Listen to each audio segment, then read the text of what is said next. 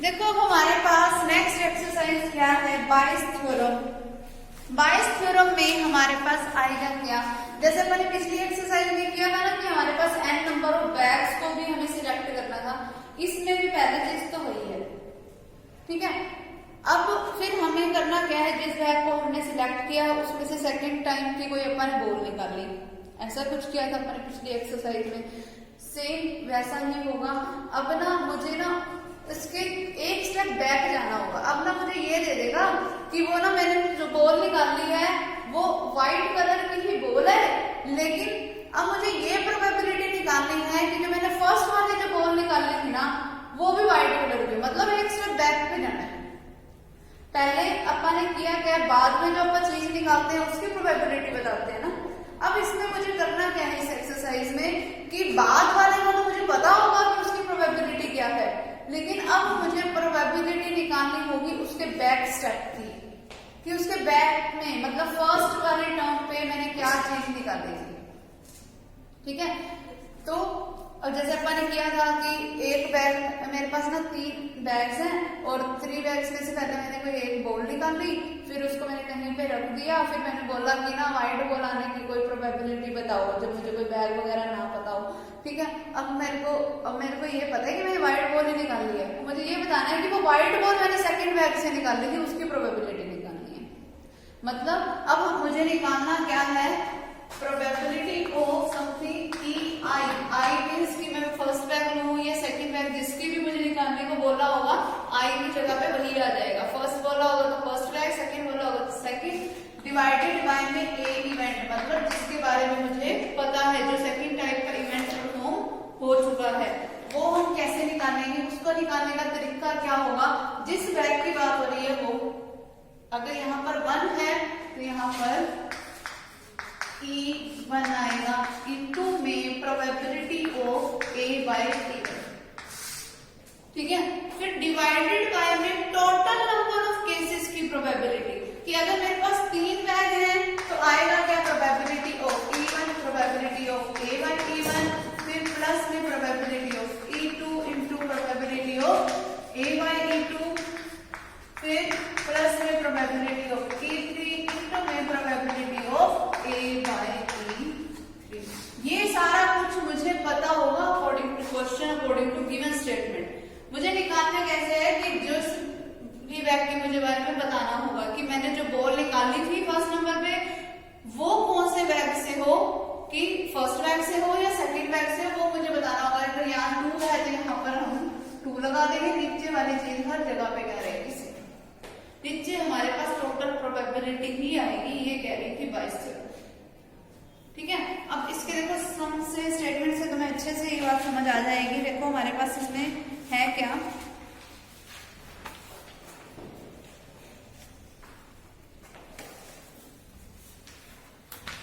देखो first sum, an urn A, एक urn ए है जिसमें हमारे पास क्या है 1 white and 6 red balls. Urn B है जिसमें हमारे पास है क्या 4 व्हाइट एंड 3 रेड बॉल्स, ये है हमारे पास। फिर अब हमें बोला क्या है, 1 ball is drawn at random from one of the urns, इन दोनों अर्न्स में से कोई एक बॉल निकालने की, मुझे नहीं पता किस अर्न से निकालनी। तो एक अर्न की प्रोबेबिलिटी को अगर मैंने इवेंट इवन मान रखा है तो प्रोबेबिलिटी ऑफ इवन क्या हो जाएगी 1/2, क्योंकि 2 टाइप के अर्न है मेरे पास। तो प्रोबेबिलिटी ऑफ E2 यानी कि जिस इवेंट को मैंने E2 नाम दिया, E2 इवेंट मैंने किसको नाम दिया, सेकंड अर्न नाम। देखो सेकंड अर्न की प्रोबेबिलिटी भी क्या हो जाएगी 1/2। ठीक है, फिर मुझे बोला क्या है कि एक बैग में से मैंने एक बॉल को निकाला है, फिर और मुझे मिली कौन सी बॉल है, व्हाइट कलर की बॉल मिली है मुझे। ठीक है, तो अगर मुझे व्हाइट कलर की बॉल मिली है तो फर्स्ट बैग अगर मान लो मैंने सिलेक्ट किया होता, अगर मैं ए इवेंट को मान लूं कि व्हाइट बॉल को बाहर निकालने का केस, ठीक है, तो probability of A by E1 मेरे पास क्या बचेगी, कि अगर मैंने फर्स्ट अर्न सिलेक्ट किया और उसमें से मैंने व्हाइट बॉल निकाली तो उसकी प्रोबेबिलिटी क्या है, व्हाइट बॉल्स कितनी है 1 डिवाइडेड बाय में टोटल नंबर ऑफ बॉल्स कितनी है 7। तो probability of A by E2 मेरे पास क्या होगी, कि मतलब सेकंड बैग से व्हाइट बॉल निकालने की प्रोबेबिलिटी, सेकंड बैग में व्हाइट बॉल्स कितनी है 4 डिवाइडेड बाय में टोटल नंबर ऑफ बॉल्स कितनी है 7। अब समझ, फिर मेरे को क्या बोलना है, find the probability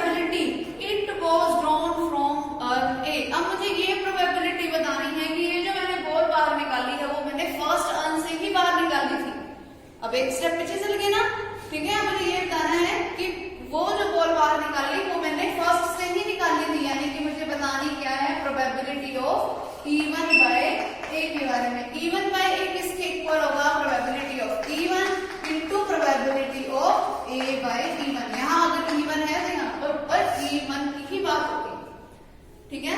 divided by में क्या आएगा, probability of E1 into probability of A by E1, फिर प्लस में probability of E2 into probability of A by E,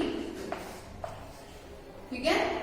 अब वो क्या बनेगा मेरे पास, probability of E1 by A क्या आएगा, देखो प्रोबेबिलिटी ऑफ E1 कितनी है 1/2 इनटू में probability of A by E1 कितनी है 1/7, डिवाइडेड बाय में क्या आएगा, probability of E1 1/2, A by E1 1/7 plus probability of E2 कितनी है 1/2 इनटू में 4/7। यहां से क्या बन गया 1/14, डिवाइडेड बाय में क्या आएगा मेरे पास 1/14, यहां से 4/14, यहां से जिसको अगर मैंने सोल्व किया क्या बन गया 1/14 के होल डिवाइड में एलसीएम लोगे ऊपर क्या बनेगा 1 + 4, जिसका मतलब क्या हुआ 5/14, 14 से 14 कैंसिल, तो इसकी प्रोबेबिलिटी कितनी हो गई 1/5। क्लियर, ये इसका रिजल्ट हो जाएगा। आगे समझ। अब देखो हमारे पास सेकंड सम क्या है, there are 2 bags 1 and 2। First bag में मेरे पास है क्या, देखो फर्स्ट बैग में क्या है 3 रेड एंड 4 व्हाइट बॉल्स। फिर सेकंड बैग में मेरे पास क्या है 2 रेड एंड 3 व्हाइट बॉल्स। तो टोटल बॉल्स यहाँ पर है 7 और यहाँ पे है 5। फिर आगे क्या बोला है, ए bag is selected at random, एक बैग को रैंडमली सिलेक्ट किया गया, तो प्रोबेबिलिटी ऑफ E1 कितनी आएगी 1/2, क्योंकि टोटल 2 ही बैग्स है। प्रोबेबिलिटी ऑफ E2 क्या आएगी 1/2, ठीक है। फिर a bag is selected at random and a ball is thrown from it, और फिर उसमें से एक बॉल को बाहर निकाला। If it is found to be red ball, अगर वो जो बाहर निकाली थी बॉल वो रेड कलर की बॉल थी, तो रेड कलर की बॉल को निकालने को अगर मैं कोई इवेंट ए नाम दे दूं तो probability of A by E1 क्या बनेगी, मतलब फर्स्ट बैग में से रेड बॉल निकालने की प्रोबेबिलिटी वो क्या आएगी 3/7। Probability of A by E2 क्या आएगी, रेड बॉल निकालने की देखो 2 टोटल कितनी है, आगे समझ। अब क्या करना है मुझे, find the probability it was known from the first bag, मतलब मुझे निकालना क्या है probability of E1 by A, जैसे यहाँ निकालो सेम, ठीक है। सेम इसी फॉर्मूले में मैंने वैल्यू पुट कर दी है, इसी फॉर्मूले में मतलब मेरे पास आएगा क्या, पहले प्रोबेबिलिटी ऑफ E1 आएगा इनटू में probability of A by E1 जो कि क्या है 3/7, फिर डिवाइड बाय में इन दोनों की मल्टीप्लिकेशन 1/2 इनटू में 3/7, फिर प्लस में इन दोनों की multiplication, probability of E2 into में A बाय E2 जो कि क्या आ गई 2/5। अब इसको सॉल्व कर दो E1 बाय A की वैल्यू आ जाएगी। क्लियर है। नेक्स्ट सम देखो हमारे पास क्या है, थर्ड 3 अंस कंटेन्स, फर्स्ट टर्म है जिसमें हमारे पास है क्या 2 रेड एंड 3 ब्लैक बॉल्स, तो टोटल बॉल्स कितनी है 5। सेकंड टर्म है जिसमें हमारे पास क्या है 3 रेड एंड 2 ब्लैक बॉल्स, तो टोटल बॉल्स हो गई 5। थर्ड टर्म है जिसमें हमारे पास है क्या,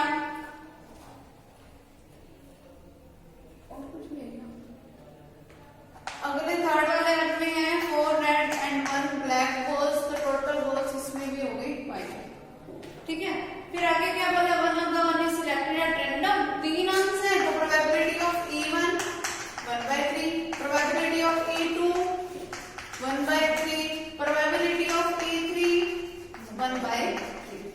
फिर आगे क्या बोला, if A ball is drawn random, कौन से कलर की बॉल निकालनी है मुझे, रेड कलर की। अगर मैं इसको इवेंट ए नाम दे दूं तो probability of A by E1 क्या आएगी, रेड बॉल्स कितनी है 2/5, A बाय E2 की वैल्यू क्या आएगी, रेड बॉल्स 3 डिवाइड बाय 5, फिर A बाय E3 की वैल्यू क्या आएगी, रेड बॉल्स कितनी है 4/5, ठीक है। अब मुझे निकालना क्या है, find the probability that it was from second urn, मतलब मुझे निकालना क्या है probability of E2 bye A, तो यहाँ पर अब ऊपर क्या आएगा probability of E2 into probability of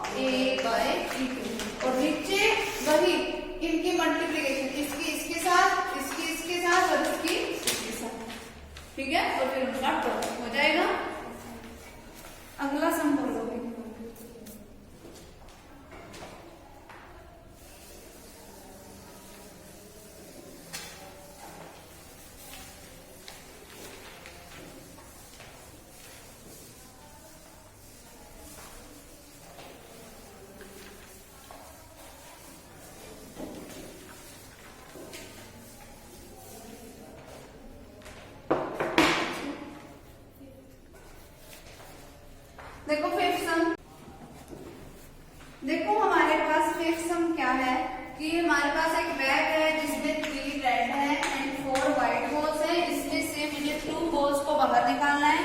हमें बोला क्या है 2 balls are drawn one after the other without replacement at random from the bag। फिर हमें बोला if the second ball drawn is given to be white। अगर जो हम सेकंड बॉल बाहर निकाल रहे हैं अगर वो व्हाइट कलर की है, सेकंड बॉल अब मैंने फिक्स कर रखी है व्हाइट कलर की। फिर क्या बोला what is the probability that the first ball is also white. ठीक है कि अब फर्स्ट बॉल के बारे में हमें डाउट है।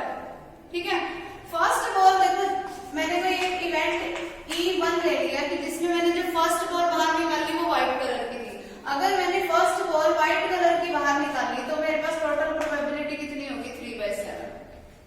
फर्स्ट बॉल के लिए भी मेरे पास 3/7 होगी। सेकंड इवेंट मैंने E2 बनाया कि जो मैंने फर्स्ट बॉल पे बाहर निकाल ली वो हमारे पास रेड की बजाय कौन सी थी व्हाइट थी, तो उसकी प्रोबेबिलिटी कितनी होगी 4/7। ठीक है ये हो गया। अब मैंने कोई ए टाइप का इवेंट लिया जिसको मैंने बोला कि जो मैं सेकंड नंबर पे बॉल बाहर निकाल रही हूं ना वो मेरी व्हाइट कलर की हो। A/E1 देखो A/E1 का केस अगर मैंने फर्स्ट नंबर पे रेड बॉल को बाहर निकाला तो टोटल बॉल्स में से तो 6 बॉल बच गई और व्हाइट तो मेरे पास कितनी रही कोई फर्क नहीं पड़ा, तो क्या आ गया 4/6। ठीक है फिर व्हाइट बॉल को बाहर निकालने की प्रोबेबिलिटी अगर E2 इवेंट पहले परफॉर्म हो चुका है, मतलब पहले एक अगर व्हाइट बॉल ही बाहर निकल गई अब दूसरे नंबर पे भी मुझे व्हाइट बॉल को ही निकालना है, तो अब व्हाइट बॉल कितनी बची थी, एक पहले निकल गई तो 3 बच गई डिवाइडेड बाय में 6। ठीक है अब मुझे प्रोबेबिलिटी बतानी है कि जो मैंने फर्स्ट नंबर पे जो बॉल निकाली थी ना वो भी मेरे पास कौन सी होती व्हाइट होती। फर्स्ट नंबर पे व्हाइट का केस तो ये वाला है, यानी कि मुझे प्रोबेबिलिटी किसकी निकालनी है E2/A की, जब मैंने सेकंड नंबर पे भी व्हाइट बॉल को ही बाहर निकाला है। E2/A मुझे अब निकालना है तो वो क्या आएगा प्रोबेबिलिटी ऑफ E2 इनटू में probability of A/E2 divided by में इन दोनों की मल्टीप्लिकेशन प्लस इन दोनों की मल्टीप्लिकेशन। क्लियर। अगला देखो 6 सम 3 identical boxes first second and third each containing 2 points कि 3 आइडेंटिकल बॉक्स हैं और हर एक बॉक्स में ना 2-2 पॉइंट्स हैं, यानी कि बॉक्स फर्स्ट में भी 2 पॉइंट्स हैं, सेकंड में भी और थर्ड में भी। In box first both points are gold coins. First box में जो कॉइंस हैं वो दोनों गोल्ड कॉइंस हैं। Second box both are silver coins. Second box में क्या है दोनों सिल्वर कॉइंस हैं। एंड थर्ड बॉक्स में क्या है एक तो गोल्ड कॉइन है और एक सिल्वर कॉइन है। ठीक है फर्स्ट बॉक्स में है हमारे पास 2 गोल्ड के, सेकंड बॉक्स में है हमारे पास 2 सिल्वर, थर्ड बॉक्स में क्या है एक गोल्ड एक सिल्वर। ठीक है फिर आगे क्या बोलता है a person chooses a box at random and takes out a coin. तो पहले तो वो किसी एक बॉक्स को रैंडमली चूज कर लेता है और उसमें से एक कॉइन निकाल लेता है, यानी कि प्रोबेबिलिटी ऑफ E1 मेरे पास क्या है 1/3 क्योंकि 3 बॉक्स हैं। E2 की प्रोबेबिलिटी भी 1/3, E3 की प्रोबेबिलिटी भी 1/3। ठीक है इतना तक हो गया बिल्कुल से। फिर उसके बाद if the coin is of gold कि उसने जो कॉइन बाहर निकाला अगर वो गोल्ड का कॉइन था, फिर what is the probability that the other coin in the box is also of gold. अब मुझे ये प्रोबेबिलिटी बतानी है कि जो दूसरा कॉइन जो था बॉक्स का वो भी कौन सा था गोल्ड टाइप का ही कॉइन था। अब देखो इसमें से अगर मैंने गोल्ड कॉइन को बाहर निकालने की प्रोबेबिलिटी बताई पहले, अगर मैंने गोल्ड कॉइन को बाहर निकालने की इवेंट को कोई ए नाम दे दिया तो प्रोबेबिलिटी ऑफ A/E1 क्या बनेगी। देखो इसमें तो फर्स्ट बॉक्स में तो दोनों ही गोल्ड कॉइन थे, तो इसमें से मैं अगर कोई भी कॉइन बाहर निकालूंगी तो हमेशा गोल्ड कॉइन ही बाहर निकलेगा। इसका मतलब ये तो कैसा केस है श्योर इवेंट का केस है, ये श्योर इवेंट का केस है। तो प्रोबेबिलिटी ऑफ A/E1 क्या हो गई 1, क्योंकि हमेशा इसमें कौन सा कॉइन बाहर निकलेगा गोल्ड ही निकलेगा। फिर अगर मैं बात करूं प्रोबेबिलिटी ऑफ A/E2 की, वो मेरे पास क्या आएगी सेकंड। देखो सेकंड बॉक्स ऐसा है जिसमें से एक भी गोल्ड कॉइन नहीं है, तो मैं इसमें से गोल्ड कॉइन बाहर कैसे निकाल सकती हूँ। तो नल इवेंट का केस हो गया, नल इवेंट का केस हो गया तो इसकी प्रोबेबिलिटी क्या हो गई 0, क्योंकि इसमें गोल्ड कॉइन था ही नहीं तो मैं बाहर कैसे निकालूं। आगे समझ। फिर प्रोबेबिलिटी ऑफ A/E2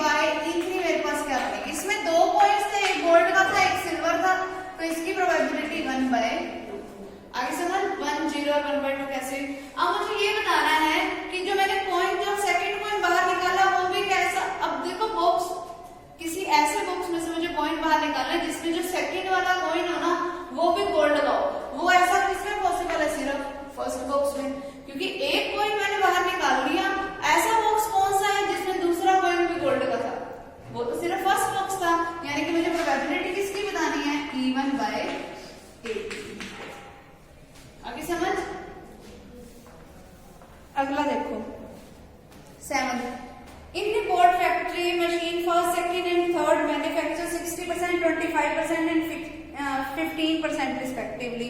कितना सामान बना रहे हैं वो मुझे दे रखा है। अगर फर्स्ट वाला 60% मान रहे हैं तो अगर उसको इवेंट इवन नाम दे दूं तो इसकी वैल्यू क्या आएगी 60/100। प्रोबेबिलिटी ऑफ E2 मेरे पास क्या आएगी 25/100। प्रोबेबिलिटी ऑफ E3 मेरे पास क्या आएगी 15/100। हो गया। फिर आगे क्या बोला है of the total of their output, कि उनकी जो आउटपुट है मतलब उन्होंने जो सामान बनाया तो सारा ये है, मैन्युफैक्चरर प्रोडक्ट तो ये है। फिर इन्होंने जो सामान बनाया उसमें से 1%, 2% एंड 1% क्या है आर डिफेक्टिव।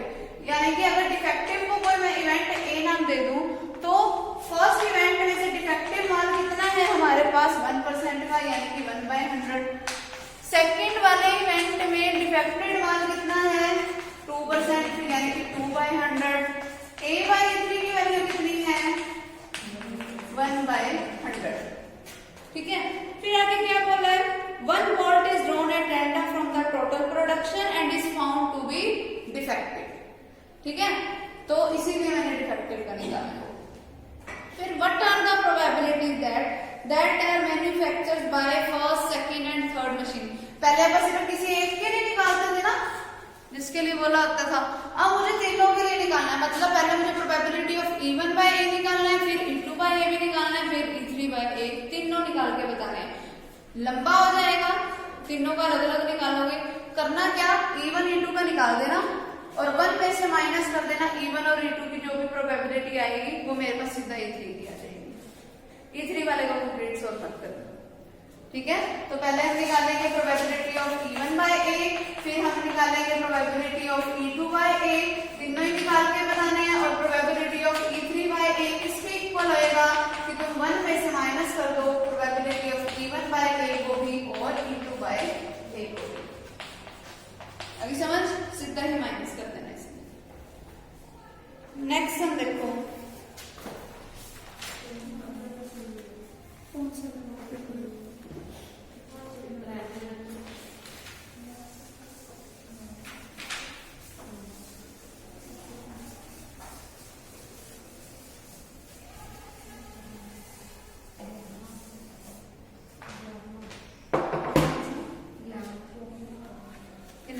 देखो भाई क्या बोला है 3 अर्न्स आर गिवन बिलो।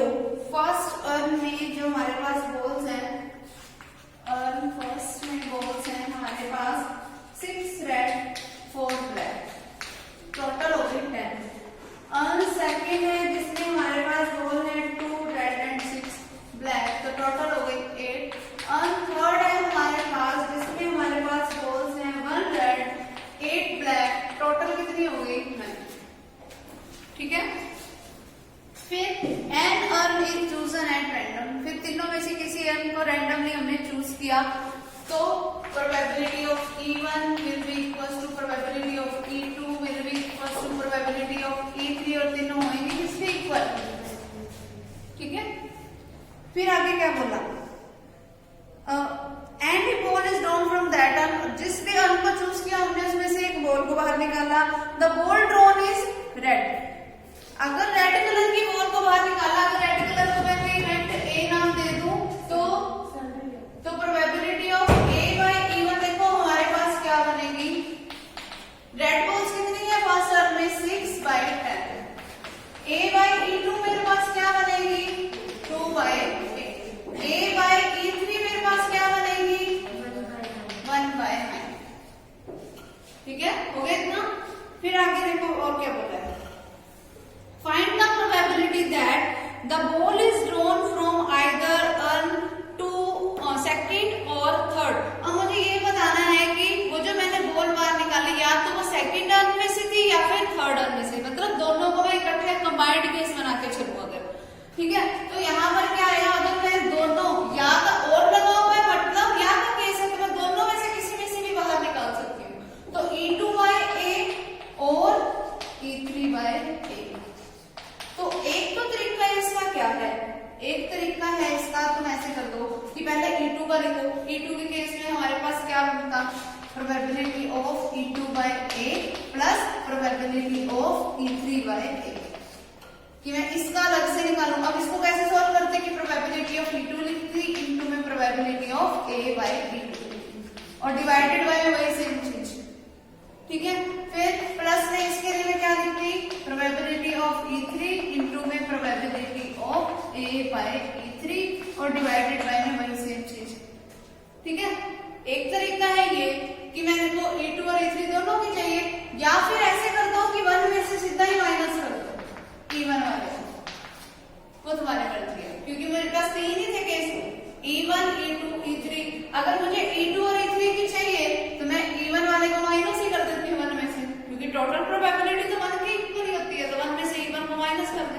तो वो तुम्हारी मर्जी है कि तुमने इसको करना है या इसको करना है। आगे समझ। फिर अगला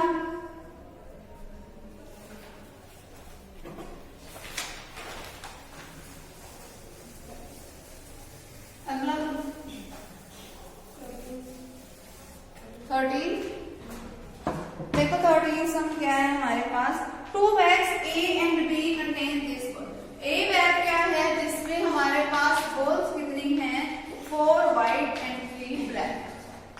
B बैग है जिसमें हमारे पास बॉल्स हैं 2 white and 2 black।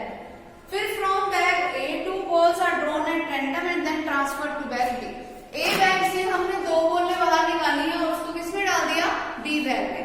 फिर A ball is drawn from bag B and is found to be black ball। अब देखो मुझे फर्स्ट बैग से जो मैंने 2 बॉलें बाहर निकाली है उसके बारे में मुझे कुछ नहीं बता रखा ना, तो मैं पहले इसका फर्स्ट इवेंट E1 मानती हूँ कि जिसमें मैंने 2 व्हाइट बॉल्स को ट्रांसफर किया।